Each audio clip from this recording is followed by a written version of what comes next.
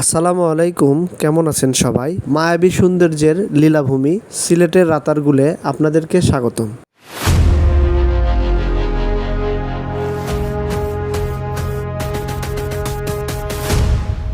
বাংলাদেশের একমাত্র মিঠা পানির জলবন রাতারগুলের সোয়াং ফরেস্টে কি কি আছে এবং কত টাকা খরচ হতে পারে, এসব ইনফরমেশন থাকছে আজকের ভিডিওতে। সিলেট শহরকে প্রায় ২৬ কিলোমিটার পিছনে ফেলে আমি পৌঁছে গেলাম রাতারগুল সোয়াম ফরেস্টে।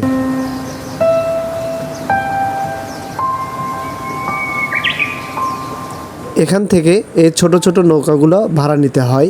নৌকা প্রতি ৭০০ টাকা ভাড়া নিয়েছিল।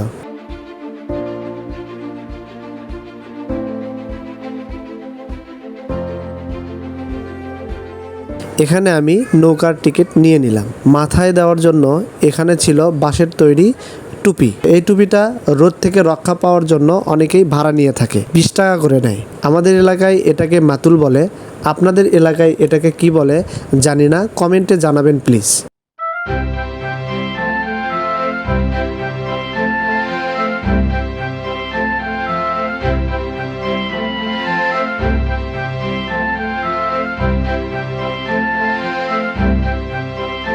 দুলে দুলে নৌকা চলছিল, গাছের সবুজ পাতায় রোদ পড়ে ঝলমল করছিল।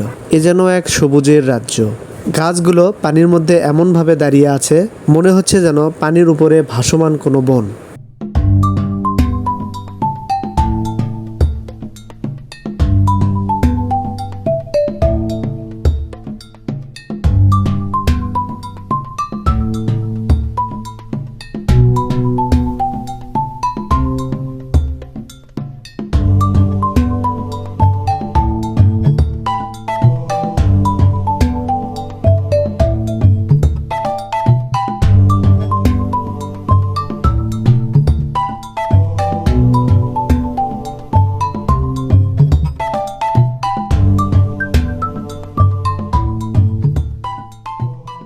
গ্রীষ্ম, বর্ষা, শীত, বসন্ত, এখানে সবসময় থাকে পর্যটকের ভিড়।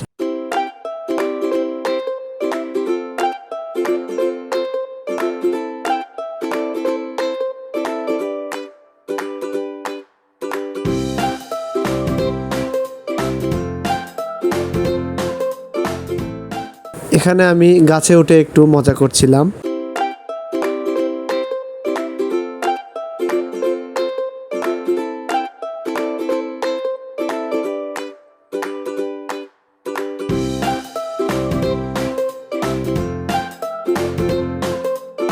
দৈনন্দিন জীবনে কাজের চাপে, নানা ঝামেলায় আমরা অনেক সময় হাঁপিয়ে উঠি। মনের শান্তি ফেরাতে হলে আপনাকে অবশ্যই প্রকৃতির মাঝে হারিয়ে যেতে হবে, নিজেকে সময় দিতে হবে।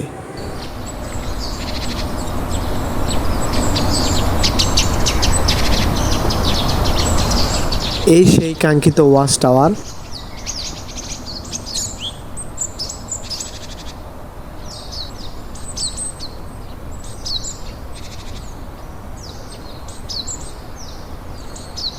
ওয়াচ টাওয়ারের এখানে মোটামুটি অনেক ভিড় থাকে। আমি সিঁড়ি বেয়ে উপরে উঠছিলাম আর চারপাশটা ঘুরে ঘুরে দেখছিলাম।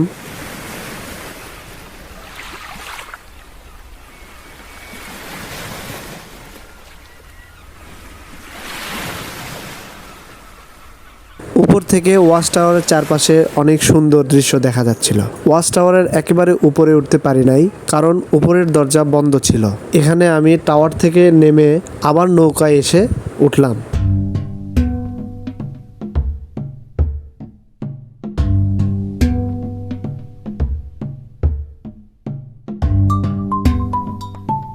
তারপর নৌকা আবার আমাদেরকে ঘুরিয়ে ঘাটে এনে নামিয়ে দিল।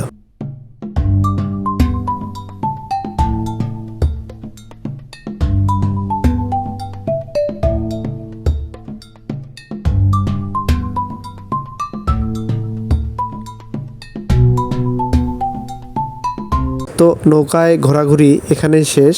এখন আমাকে ফিরে যেতে হবে।